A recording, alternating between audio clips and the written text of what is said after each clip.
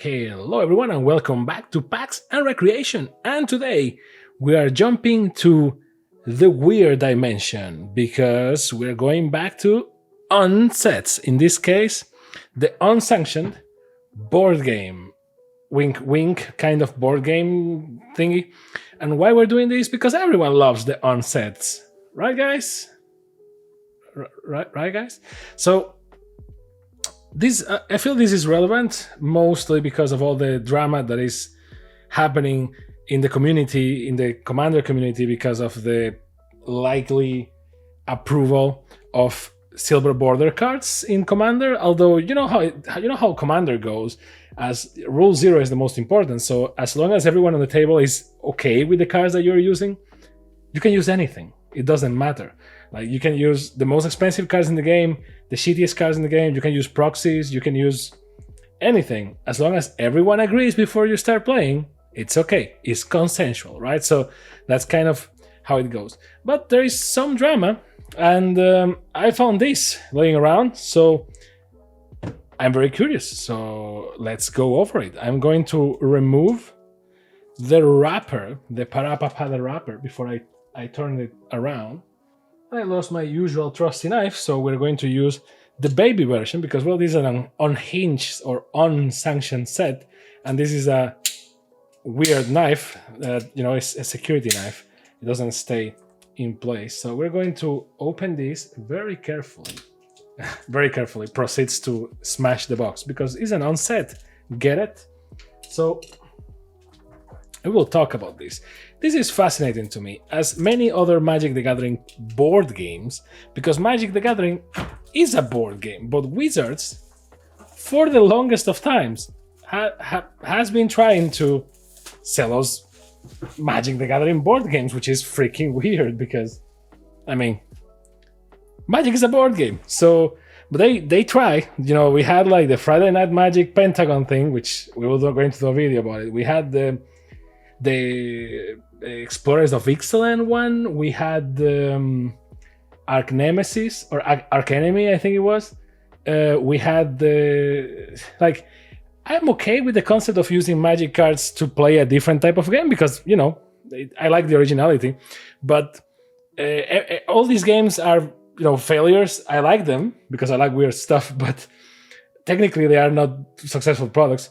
And the worst one is actually the one that a lot of people defend, and the one that I don't have actually, which was something of the Planeswalkers. That was the one that came with like 5 figurines or 4 figurines of Planeswalkers, and I don't remember what type of game it was. It was very meh, right? So, but I'm shopping for it. So if you know someone, let me know. Now, unsanctioned and unruly head-to-head fight club between a squirrel and a goblin. So this is everything that you love about Magic. And a chicken is the referee. So this is lovely. It's for 2 players, like Magic, so kind of 30 plus minutes. And get ready for the fight. And you have that chicken referee there going crazy. Believe it or not, this thing is not that old. I mean, it's from 2020, which, yeah, well, it wasn't maybe the best year to release stuff, but it's not that old, really. You may be thinking like, oh, it's like a legacy product. It's like, nope, it's from 2020. So we are the ones getting old. Those years disappeared in a lot of people's heads because of how those years went, but, you know, it is what it is. So welcome to the best unauthorized fight club in the multiverse. Bash Bigs with 5 30-card decks made of classic silver border sets and 16 new cards.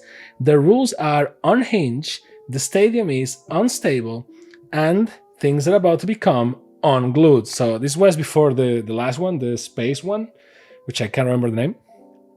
And it comes with 2 6-sided dice, because these cards kind of do that a lot. It comes with 5 30-card decks with 16 new cards, combined 2 when you play, which is crazy, and a pain in the ass to separate them afterwards. And 10 very cool tokens. Plus, you get 10 ridiculously gorgeous full art lands, 5 in premium foil. So this was not so long ago, again, 2020, and yet it feels so long ago, because this was the Wizards that, you know, joked about themselves a little bit more, which, you know, sometimes... but still the stingy wizards, because it was not so long ago. So it says like, oh, 10 lands, of which 5 are premium foils. Like, wizards, just give me lands. Like, what are you trying to achieve with this? Like, I'm buying this stuff from you. Like, there are two types of people that buy this thing from you. Someone that doesn't know what the hell this is and thinks it's just a normal board game, which, you know, says Magic everywhere. So that's not the case. Or an already established Magic the Gathering player. So I already have the lands. So you put this thing here, you put all the baits there for like players to go like, okay, I mean, for the right price, because it's like, oh, 16 new cards, like, well, collectibles that you're not going to see anywhere. It's like, no one cares. Those are silver border, like no one cares. And then these lands, you put them here as bait, because like, oh, look at these cards for your deck. It's like, do I care? Because it's only 10 freaking lands. I can do anything with that, right? So like, if you're going to bait me properly. Like, same with the tokens and all that stuff. Like, what is the objective of this? Is it a board game and therefore it should be preserved as is, you know, in the box as a board game? Or is like, no, you can take this out, take this out, take a couple of these out. Yeah, like, yes, that's the magic of Magic, is that it's very modular. But really? Like, why is it that every product that Wizards does, because they released not so long ago the Magic the Gathering Clue thing, which I happen to have here, the Ravnica Cluedo edition, or Clue edition, depending on the country that you are. And this was a great idea that was bullshit because of the usual suspects, which is, oh, you're gonna buy a Magic the Gathering Clue mix? That's great, but hey, it comes with Shocklands, ha ha ha, and you want the Shocklands. Since you want the Shocklands, you're going to, that's exclusive to this, so we will buy a lot of this. Like, will I? No, I won't. Because, like, what is here for me to... Like, nobody's going to buy multiple of these unless they already resell, right? So, why is it that you have to include gambling in every freaking product? Like, can I just buy this and know the cards that are going to come and be happy without like exclusive things? It's like, Wizards, like, yes, Magic is as long-lived as it is because it's also a economy, but at the same time, sometimes Wizards, you exaggerate, because this is a board game, and even in a board game, from the onsets, you go way too hard, in my opinion. Oh, at least they are covered in plastic, so nothing here. Again, it's not like luxury treatment or anything. The box is pretty nice. Now, the main question here is, again, this is made to be stored this way. Now, the question that everyone wants to know, and I know you want to know this, is, so the die go here. This is pretty cool. The die are, you know, normal D6. In this case, they are like semi-marbled, semi-transparent. You know, nothing crazy, nothing, you know. There's an insert here, which we're going to read, and then the lands and yada yada, and then the 5 decks, which we're going to go through and see the cards and the new cards and so on. But in my heart of hearts, Flavor Judge, there you go, the first thing that comes to my head is this. If I'm supposed to store my cards here, and this is an onset, this is Magic the Gathering, we sleeve our cards, right? So what if these are 5 30-card decks, right? You're supposed to mix 2 and play with a 60-card deck.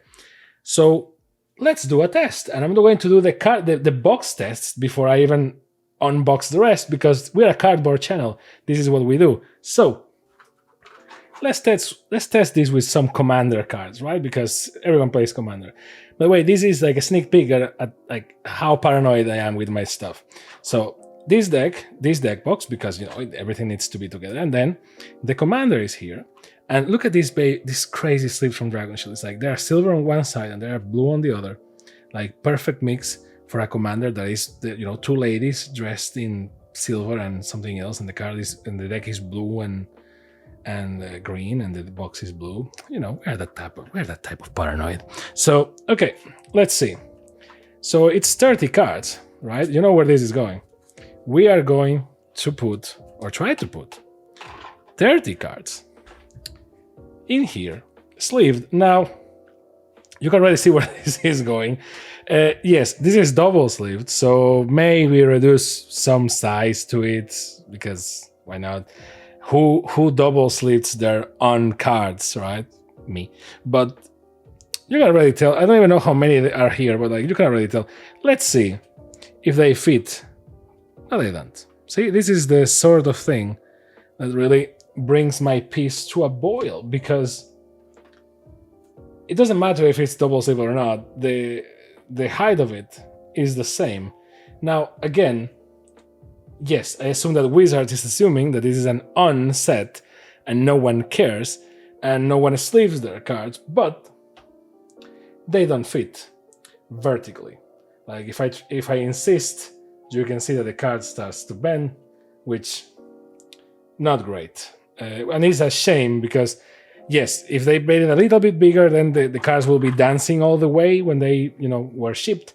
But again, come on, Wizards, for freaking sake, like everyone sleeves their cards. Now, obviously, I don't know if they are even 30 here, but they don't fit vertically. So who gives a damn? Now, the interesting side here is, and we're going to see this in a second, well, I can't double sleeve. I can single sleeve because the sleeves are too big, but can I only inner sleeve? That's a good question. And for that one, we're going to use the tokens because the tokens are here and they are single sleeve because yes, I am a psychopath. So I'm going to assume they fit because yeah. So see, if you put inners on them, they are somewhat protected, I guess, and they fit. Now, do 30 of them fit? That's a great question, for which I don't have enough tokens here, at least single sleeve. But as you can imagine, if I go search for 3 other commander decks, because I do the same for all of them, we can do the test pretty fast. So, and don't you love it how this is about the contents of the game, and even before we start opening the contents, I'm already like, no. We need to test if we can reuse the box, because we are here for the box. And yes, I also sleeve the plastic card. That is no longer a thing, by the way. So hashtag things that we are losing. So one would assume that, they will fit because they are not that much thicker, but they are thicker. So let's see. So 10 from Almiral Brass Beckett and 10 from Clavileño. Let's see if 10, 10, and 10, which is, 30, they fit. Already you can tell it's thicker, so yeah, it kind of like, yeah, we're not. Now, I know what you are thinking, and it's a very reasonable train of thought, which is like option 1, my brother just use the cards without sleeves, which, I can't, it's physically impossible for me. Or option 2, which, again, this you can try, but since they don't go in depth, then when you can close the box. So we have like 5, 1, 2, 3, 4, 5, 6, 7. Well, 23 can actually fit in here. Maybe 24. Yep, maybe 25. 25 starts to get complicated, but I like round numbers. So 25 you can fit in here, no more than that, which, well, it sucks. Now, we need to talk about boxes. I know what you're gonna say. I know what you're thinking.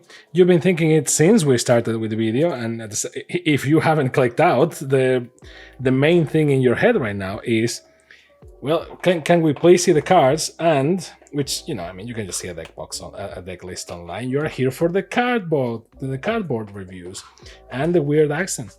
That's actually what brings you back. No, but no, in all seriousness, yes, of course, what you're thinking is the viable solution, which is, well, if you want to restore the game, just, which, mind you, this wasn't me. This was already in the box, which I don't know. What is this even? Oh, it's like a piece of plastic. Yeah. From the plastic. So, there you go. Yeah, just, right? Remove this, put your cards in here, wish for the best. But you know what's going to happen is, 150 cards plus the lands. You store them here, they are going to move all around, so not great, really. I wish there was some sort of alternative here or whatever, but I guess you play without sleeves because it's unhinged, right? So, I don't know, my OCD is crying right now. Let's see. So we have 5. Obviously, this means that it's 1 per magic color. So you have 1 white, 1 blue, 1 black, 1 red, and 1 green. And we're going to see them one by one. And then we're going to see the lands and so on, starting with white. Now, onsets are some of the most interesting Magic the Gathering experiences. And I know for a fact that some designers at Wizards actually love the onsets, but they don't sell that well because, well, they're not competitive and they're not legal. That's why the Onfinity or whatever, they made it with black borders because they were like, well, at least people can play with this, and apparently it didn't work. So it's like Wizards, the people that love these sets, they love them for a reason. Like, not everything has to be an economy. Like, not everything has to be the most crazy successful set ever. If you have a good set, like Lord of the Rings, for example, you can afford to release a more artistic set or a more crazy set from time to time. Not everything has to be a home run. It makes your business unsustainable. So Flavor Judge, and you can see from the use here, this is going to be crazy. Now the backs are exactly the same, which, you know, I feel that they could have made them like different, but so Flavor Judge, creature, bird advisor is a 2/2, and then it says tab, choose target spell or ability that targets a permanent you control. Then ask a person outside the game if the story of what will happen makes sense. If they say no, sacrifice Flavor Judge and counter that spell or ability. Great, right? And now they are trying to make a brick wall on my property fight a dinosaur to the death. Right? So this is I'm not going to read them all. I'm just going to show you. You can pause the video at any time, but this is the type of beauty of an onset, right? If you never saw one and you don't know like how it works, like the names are stupid, everything is stupid, and it's beautiful because Magic sometimes takes itself too serious, right? Too seriously, and it's like, for example, legendary Frankie Peanuts for 2 and 2 white. So to 3, at the beginning of your upkeep, you may ask target player a yes or no question. If you do, that player answers the question truthfully and abides by that answer if able until the end of turn. Like, look at how crazy. And then you have some R&D cards or templates for R&D cards, or like just cards that don't respect the borders and so on, which is amazing. Like, it gives a lot of, you know, variety to the thing, a lot of craziness. In this case is, look at me, I am R&D. As look at me, I am R&D comes into play, enters the battlefield, which is fun because now it's not even that. This was 2020, so 4 years later, this will just say enter. Choose a number and a second number, 1 higher or 1 lower than that number or the first number, right? All instances of the first chosen number in the full text of each permanent, spell, and cards in any zone. So you can read this better and you can have an idea, but like, this is great because this is how I imagine they design the card. Like this, well, not imagine, they have a pretty visual confirmation here, but like they fix the text to make it more clear and less, because at the end of the day, Magic is an economy, has a lot of numbers, but truthfully it's a lawyer's game. It's all about text and how things are written, right? So you have a lot of things like, look at me, I am the DCI. Ban a card other than a basic land card for the rest of the match. All cards with that name in any zone or sideboard are removed from the match. Few understand the DCI's rigorous decision-making process. And see, it's just a guy drawing. And then, you know, it's a drawing by Mark Rosewater. So this is the type of thing that you gotta love, which is, you know, internal references and jokes and puns. And it's like, well, you know, a lot of Magic's history is here referenced until the end of turn. and these turn effects don't end. Just stay in power, and even the border is broken. Like, see, like, it's amazing. Sword of Dungeons and Dragons, which really feels like something that will be a lot more valuable now for some reason. But equipped creature gets +2/+2 and has protection from rogues and for clerics. It's a shame that this thing is silver border. And then whenever a equipped creature deals combat damage to a player, create a 4/4 gold dragon creature token with flying and roll a d20, a 20-sided die. If you roll a 20, repeat this process. Equip 2, right? So Circadian, Night Owl, Night Lifelink. Damage dealt by knights you control also causes you to gain that much life. So this is why having silver border cards in Commander is kind of interesting, because, you know, it's fun. You can just do fun stuff, even crazier things. And instead of just doing my deck is a tribal deck, or sorry, a typal deck of knights, it's like you can have Circadian here and just do crazy stuff. Activate this ability only from sunrise to sunset, and activate only from sunset to sunrise. So this type of thing, a durable kitten. When this creature enters the battlefield, roll a 6-sided die, you gain life equal to the result. So it's a host creature, cat. And you have more of this. A wall. Have you seen me?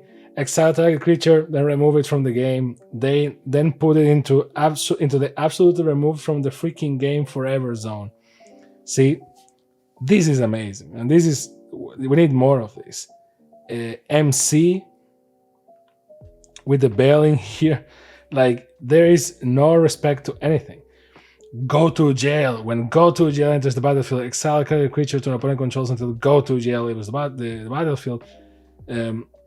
Like, it's like Monopoly, and here you have half a card, which is Humming, because this was from Unglued, maybe, I can't remember, but you had these cards that were like half and half, and you could make like mixes of things.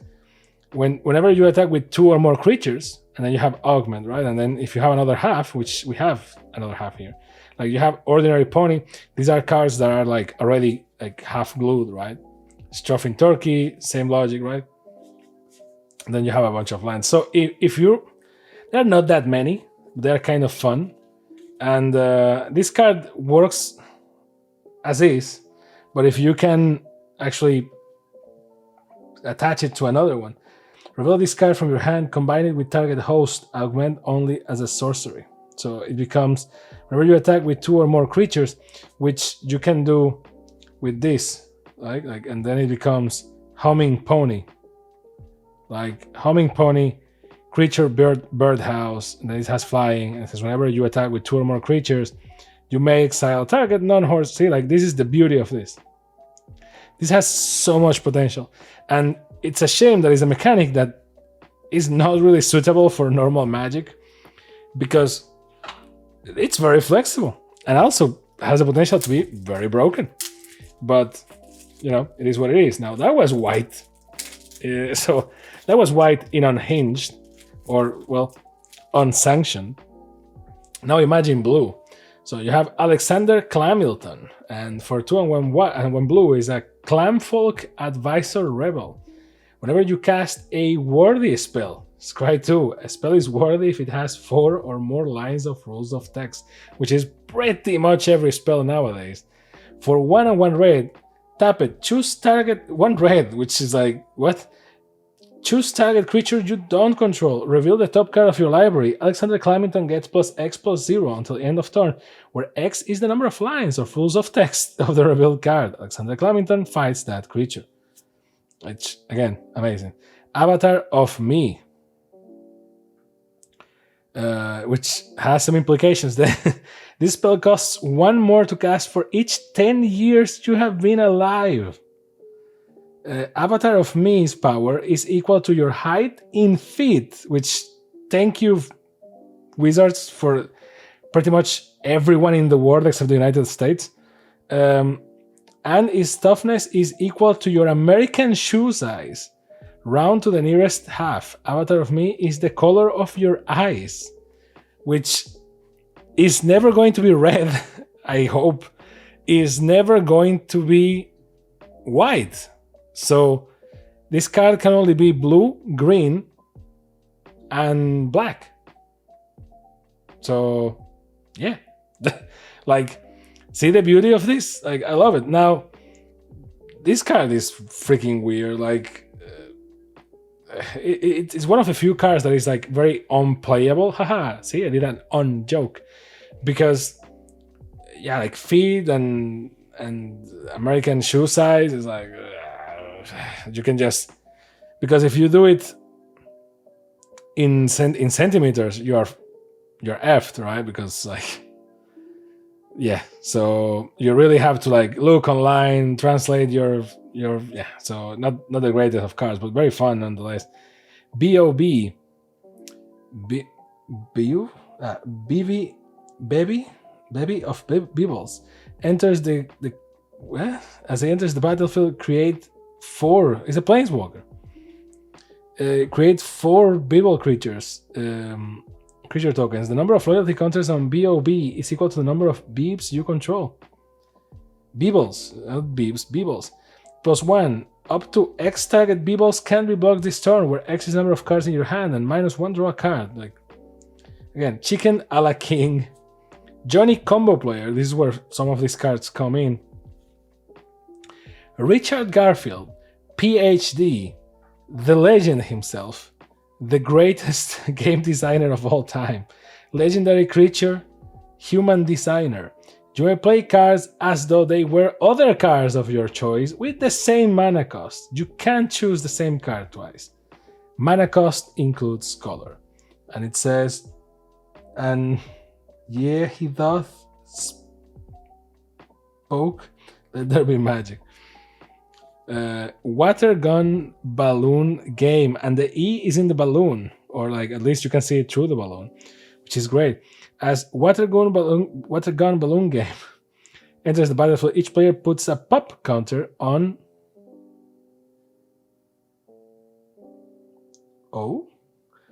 whenever a player, on 0, I guess, on each of the zeros. Whenever a player casts a spell, move that player's pop counter up 1. Whenever a player's pop counter hits 5, that player creates a 5/5 pink giant teddy creature token and resets all pops. Resets to 0? Like, Carnivorous Death Parrot. Sure. At the beginning of your upkeep, sacrifice Carnivorous Death Parrot unless you say its flavor text. Save a kill spell to deal with this guy. Like, Cheaty Face, which, amazing. If Cheaty Face is in your hand, you may sneak Cheaty Face onto the battlefield. If an opponent catches you right away, that player may exile Cheaty Face. Flying, so that's great. Common Courtesy. Whenever a player casts a spell without asking your permission while casting it, counter that spell. Whenever a player asks you permission to cast a spell and you refuse, counter that spell and sacrifice Common Courtesy. Magic Word. Enchant creature. As magic word enters the battlefield, choose a word. Whisper the chosen word. Tap enchanted creature. Sure, why not? Merman. When this creature enters the battlefield, you may draw a card. So another one of those gluable cards. Rings a bell. As ring a bell enters the battlefield, choose a word with 4 or more letters.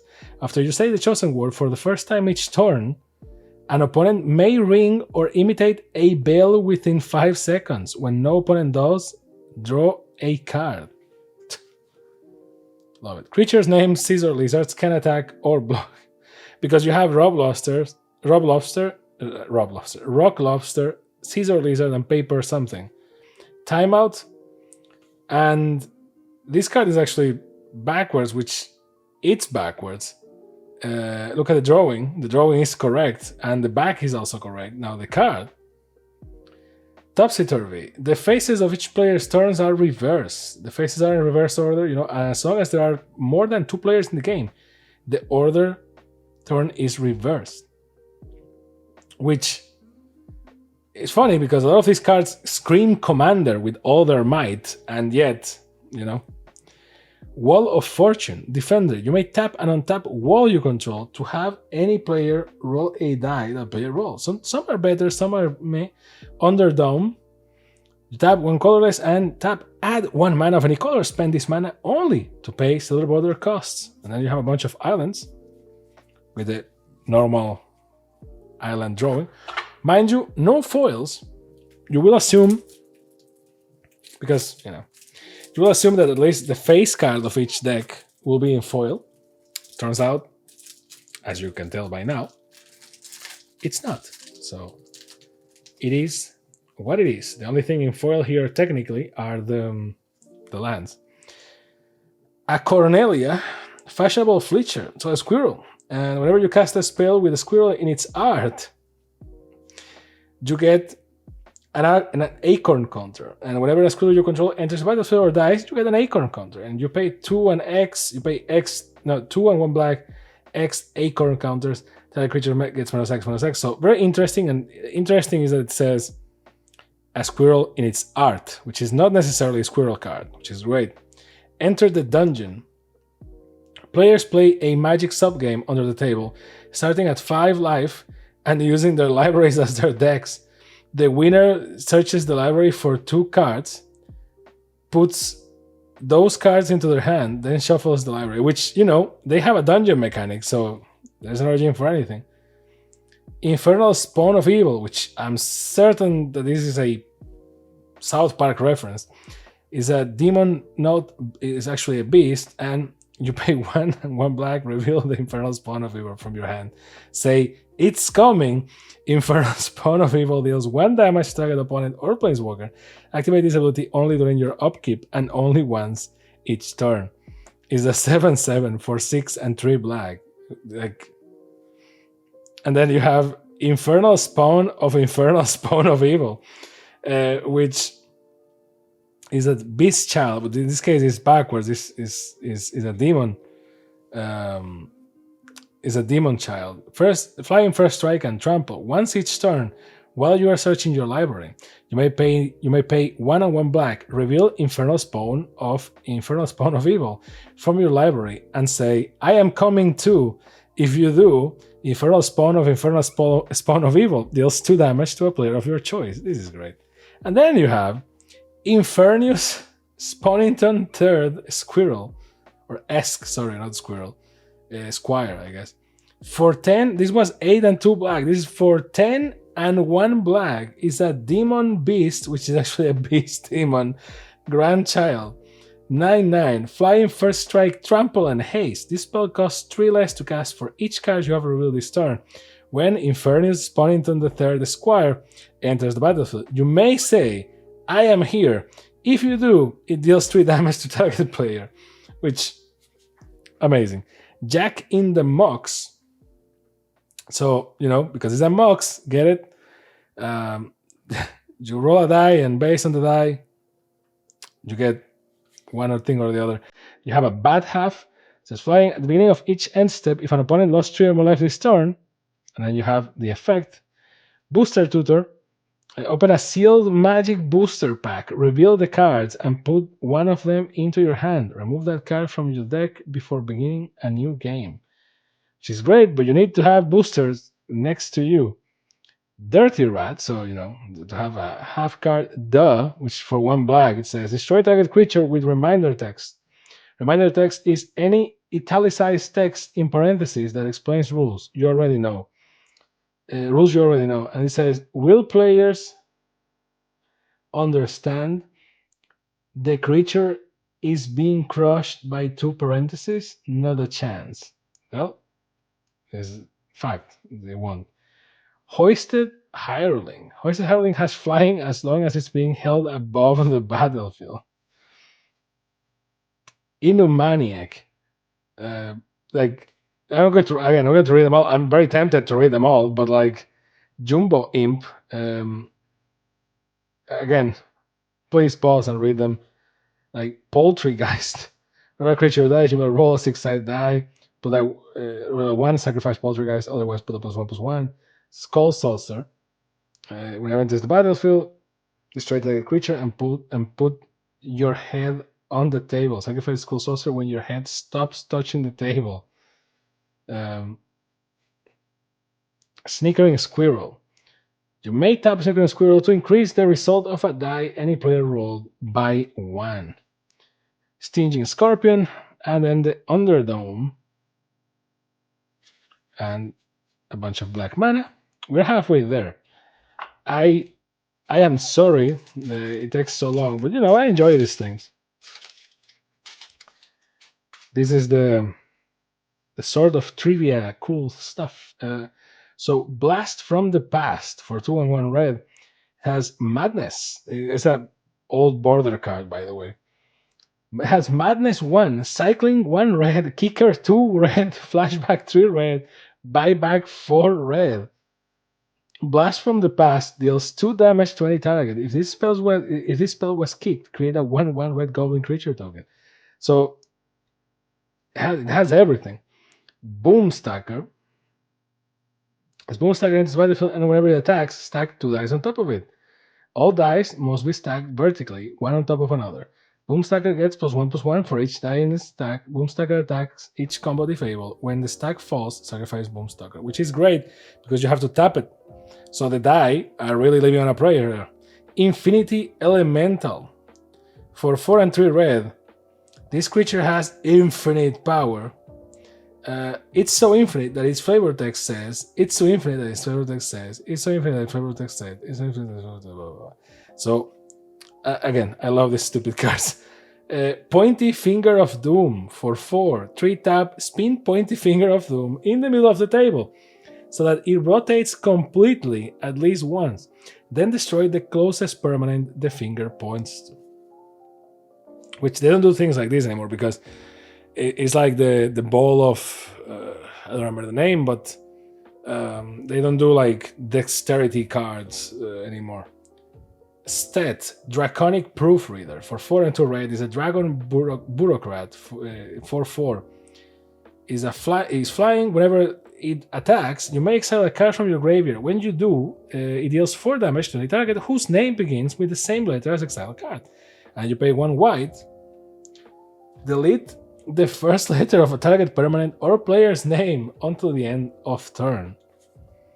Strategy Smategi, roll a 6-sided die, and then it has the following effects. Do nothing, destroy all artifacts, destroy all lands. Like, yet another Either Vortex.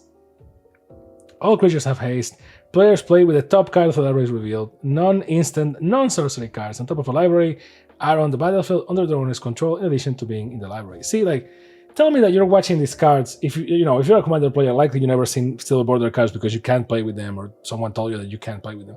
Like, tell me that you're not looking at this and thinking, man, a Commander game with cards like this is going to be crazy.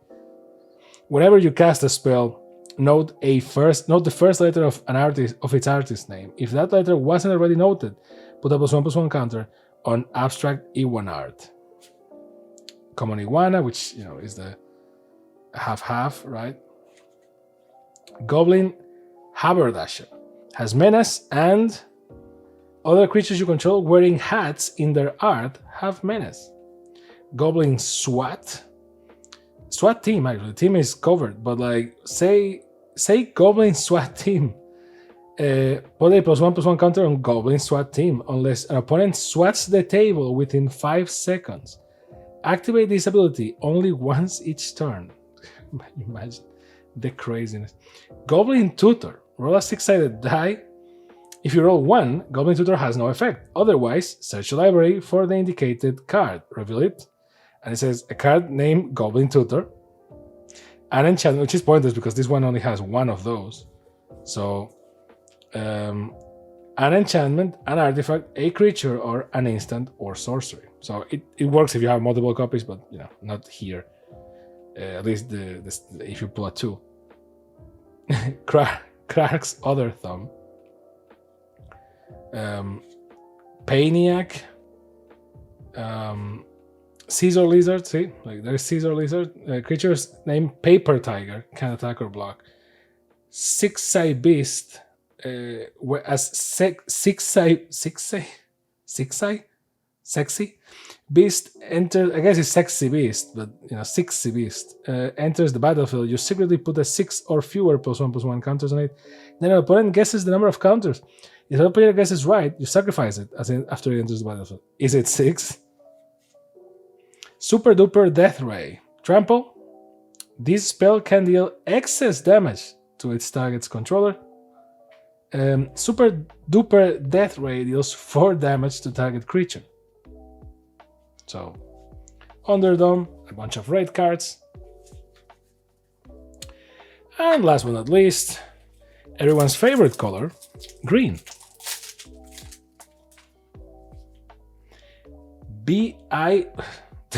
For a second, Bingo.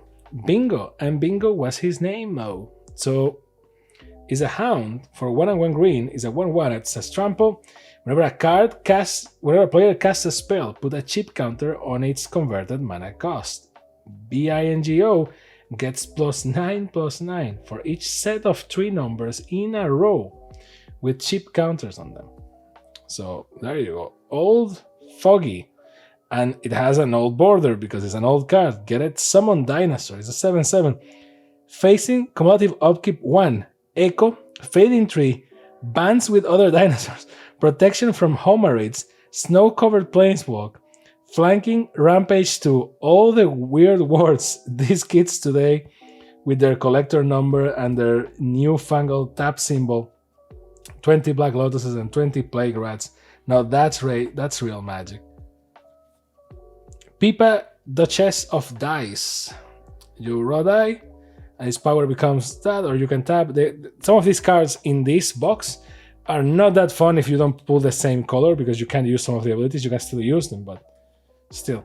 Squirrel Farm. The reveal card in your hand, covering the artist credit. Target opponent guesses the artist. If they guess wrong, create a 1/1 squirrel creature token. And the ignorant shall fall to the squirrels. Cheap 254. Surgeon General Commander. What this is here? Today I feel legendary creature Wombat Bat Chameleon. Whenever you augment, enchant, or mutate a creature you control, draw a card. You can tap it and it gives you 1 mana of any of the main 5 colors. Timmy, Power Gamer. You may put a creature card from your hand to the battlefield. Every card known to humanity. This is so stupid. So it's basically the 5 Ys, right? So you have who? Well, the focus, because of the face, now that's the problem of the video so far. Because of that face, autofocus just goes crazy. Which, sorry, I just noticed now, but it is what it is. So you have who, what, when, where, and why. And depending on what you pay for it, so this can go in any deck. If you pay X and 1 white, target player gains X life. If you pay 2 and 1 red, destroy target artifact. If you pay 2 and 1 blue, counter target spell. If you pay 3 and 1 black, destroy target land, which is crazy. And if you pay 1 and 1 green, destroy target enchantment. Bronze Calendar. Spells you cast cost 1 less to cast. You must speak in a voice other than your normal voice. When you speak in your normal voice, sacrifice Bronze Calendar. This is great. Elvish Impersonators. Entirely Normal Armchair, which, again, great. When during your turn, if it's in your hand, you may hide it in the battlefield. For 0, you can return it to its owner's hand. Only any opponent may activate the ability, and only if they see Entirely Normal Armchair. 2, and sacrifice it. Destroy target attacking creature. Free range chicken. A lot of text here. Growth Spurt. Roll a 6-sided with the text gigantic. Roll a 6-sided die. Target creature gets +X/+X.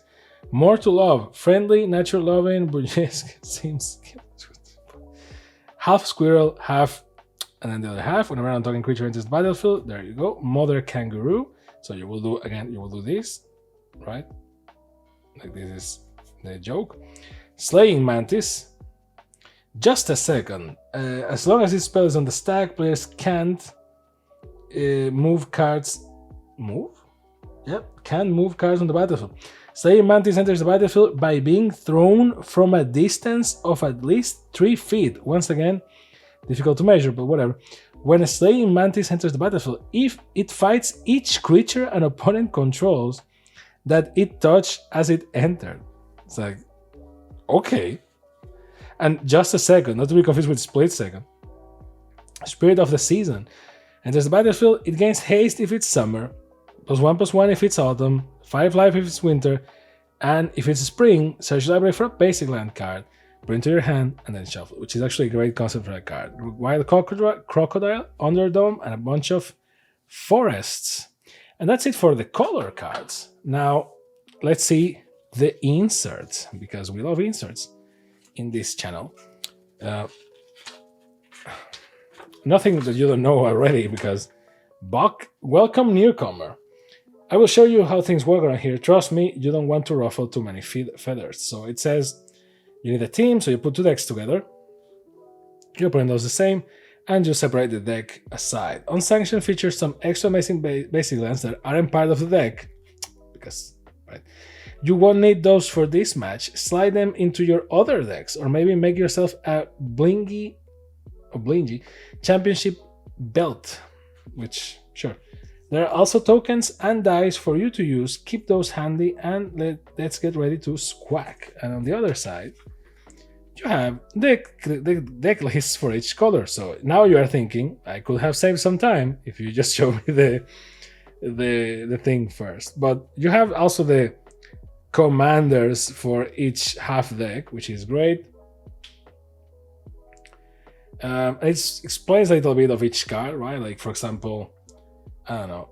Here we have 3 generations of the Infernal Spawn Dynasty. Mess with one of them, and you will be fighting off the whole family before you know it. And then there is a Cornelia. Don't be fooled by her small size. She's ferocious, blah, blah. Right? So, like, descriptions of each. Not bad. And now for the bonus, the thing that, you know, where the money is.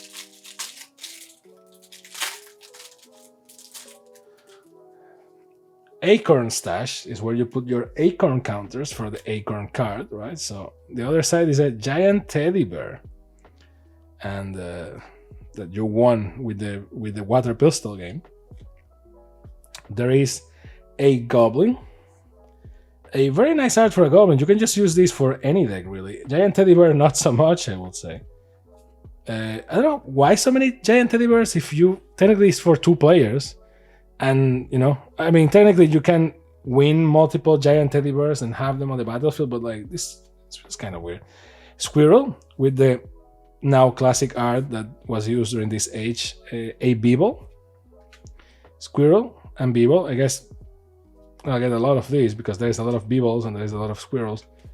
Squirrel and Beeble. A dragon, a ancient gold dragon, and it has the text on the back, which is actually kind of great. You can just use this for anything. It's a multicolored dragon. Another Beeble. Another Beeble. Another Beeble. And those are the tokens. Now for the lands, the beautiful, beautiful lands. Now, not gonna lie, they are nice, but I don't know if they are, you know, that nice.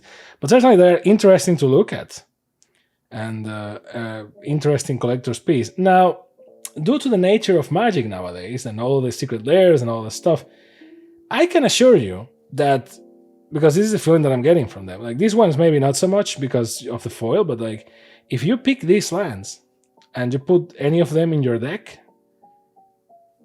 I can assure you that your other players are going to think those are proxies with custom art because they look too weird or too nice, and that's not the normal thing. But hey, and well, remember, you have to die because there's a lot of raw die cards in there. So that was Unsanctioned, an unruly head-to-head fight club, which is basically a board game kind of compressed version of cards. So my take here is, if you can actually find this at this day and age, it's kind of nice. Like, depends on the price, of course.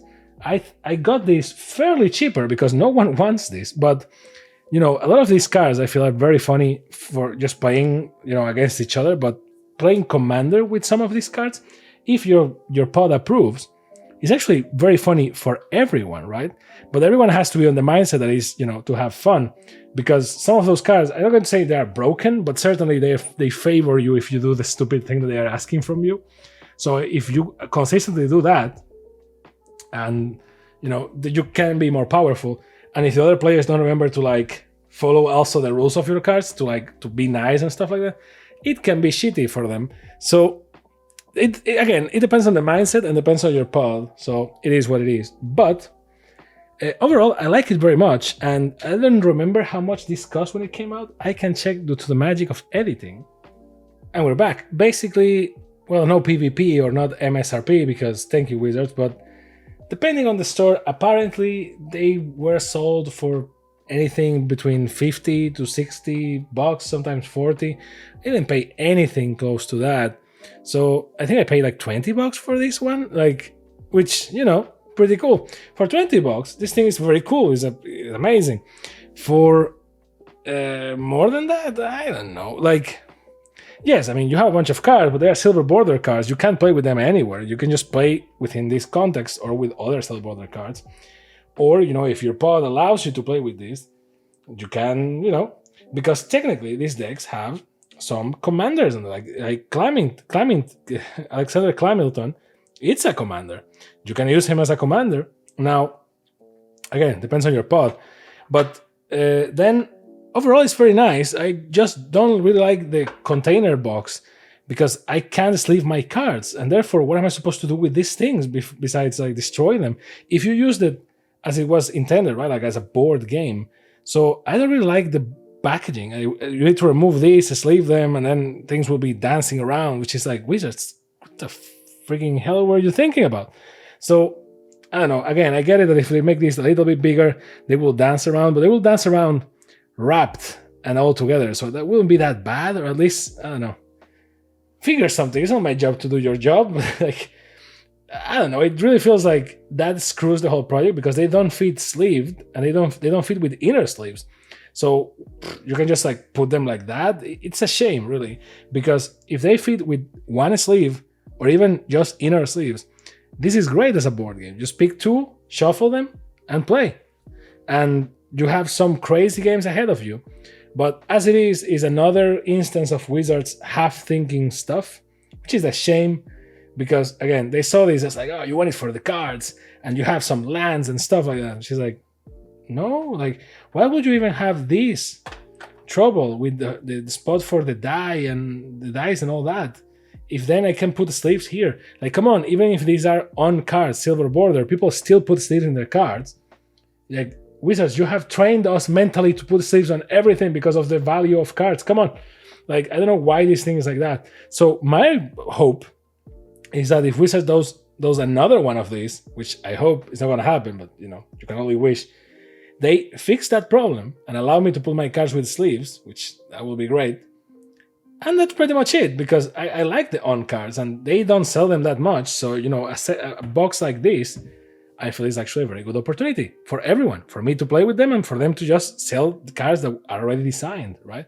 And now that apparently they can be used in Commander, well, which, to be fair, you can use anything you want in Commander. Again, the rules committee is an orientation committee to avoid problems when you join pods of people that you don't necessarily know, right? In local game stores and stuff like that.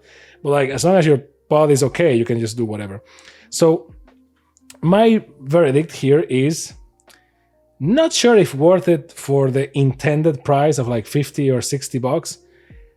30 I feel is the right spot. 40, it really depends if you really like onsets and so on, because you're not going to use the box or anything once you open them. You're going to likely remove the plastic and just have your cards dancing around, or have smaller deck boxes or something, because this thing is not very reusable. So overall, it feels I don't know. It feels like a 6 out of 10, which is a shame because I love the cards.